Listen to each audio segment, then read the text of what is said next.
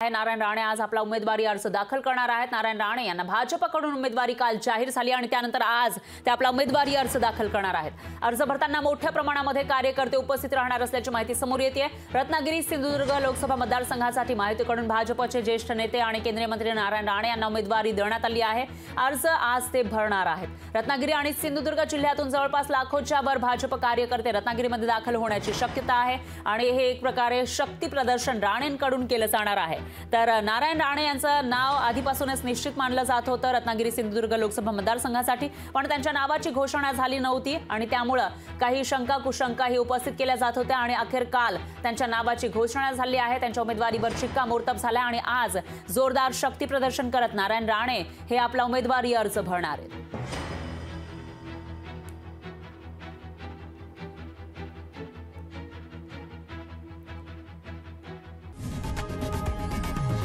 लोकशाही मराठी ऐका, पहा, जागरूक रहा।